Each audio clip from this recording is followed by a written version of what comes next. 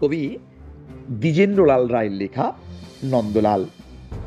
নন্দলাল তো একদা একটা করিল ভীষণ পণ, স্বদেশের তরে যা করেই হোক রাখিবেই সে জীবন।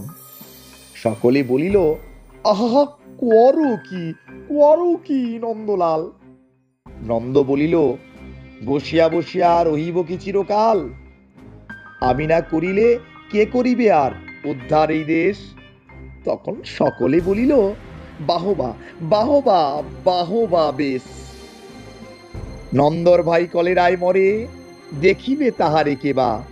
সকলে বলিল, যাও না নন্দ, করো না ভাইয়ের সেবা।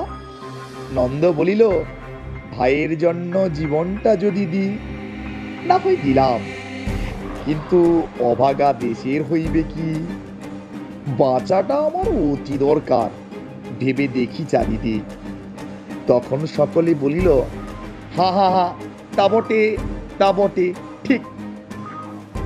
নন্দ একদা হঠাৎ একটা কাগজ করিল বাহির, গালিরিয়া সবে গদ্যে পদ্যে বিদ্যা করিল জাহির।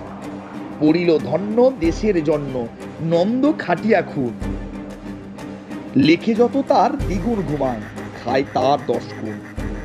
খাইতে ধরিল লুচি ও ছোকা ও সন্দেশ থাল থাল। এখন সকলে বলিল, বাহবা, বাহবা নন্দলাল। নন্দ একদা কাগজেতে এক সাহেবকে দেয় গালি। সাহেব আসিয়া গলাটি তাহার টিপিয়া ধরিল খালি। নন্দ বলিল, আহা, করো কি, করো কি, ছাড়ো না ছাই। কি হবে দেশের গলা টিপুনিতে আমি যদি মারা যাই?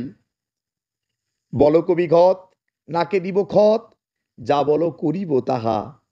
তখন সকলে বলিল, বাহবা, বাহবা, বাহবা, বাহা। নন্দবাড়ির হতো না বাহির, কোথা কি ঘটে কি জানি। চড়িত না গাড়ি, কি জানি কখন উল্টায় গাড়িখানি।